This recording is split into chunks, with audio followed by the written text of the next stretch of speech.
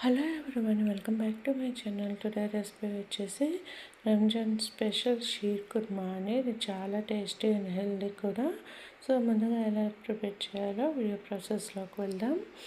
So అచ్చం కూడా ఇది చిక్కటి పాలతో చేశానండి. మీకు ఇప్పుడు ఇలా కనిపిస్తుంది కానీ ఇంకొంచెం సేపటికి చిక్కబడిపోతుంది.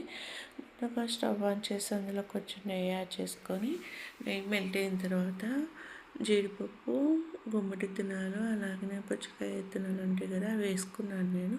వేరుంటే జీడిపప్పు ఏవైనా వేసుకోవచ్చు, నట్స్. సో లేకపోయినా కూడా ఈ షీర్ కుర్మా చాలా బాగుంటుంది. ఇవన్నీ కూడా కొంచెం నేతిలో ఫ్రై అయిన తర్వాత వీటిని తీసి ఒక బౌల్లోకి తీసి పక్కన పెట్టుకుందాము. ఇలా పక్కన పెట్టుకున్నాము కదా, ఇప్పుడు వీటిని పక్కన పెట్టేసుకొని అదే ప్యాన్లో నెయ్యి ఉంది కదా, ఇక్కడ రోస్టెడ్ సేమియా కాకుండా మామూలు సేమియా తీసుకున్నాను నేను. ఇందులోనే మీకు రోస్టెడ్ సేమియా కూడా అవైలబుల్గా ఉంటుంది. ఈ నేతిలో ఈ సేమియాలన్నింటినీ మనం కొంచెం స్టవ్ని సిమ్లో పెట్టేసుకొని దోరగా ఫ్రై చేసుకోవాలి. చూసారు కదా, మంచి కలర్ వచ్చేసింది కదా. సో ఇప్పుడు దీన్ని ఇంకొక 2 నిమిషాలు ఇలా కలిపేసుకున్నాక మొత్తం అంతా కూడా గోల్డెన్ రంగు కలర్ వస్తుంది. అప్పుడు దాకా లో ఫ్లేమ్లో ఫ్రై చేసుకున్న వీటిని పక్కన పెట్టేసుకుందాము. పక్కన పెట్టుకున్న తర్వాత 1 కప్పు సేమియాకి 2 కప్పుల చిక్కటి నేనైతే గేదె పాలు తీసుకున్నాను, చిక్కగా ఉన్నాయి పాలు. 1 కప్పు సేమియాకి 2.5 కప్పులు పాలు పోసి అచ్చంగా పాలతోనైతే ఇది చాలా బాగుంటుంది.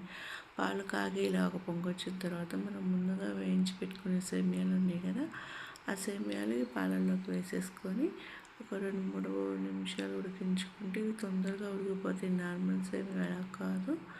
ఇవన్నీ కూడా ఇలా బాగా ఒక 2-3 నిమిషాలు బాగా ఉడికించుకోవాలి.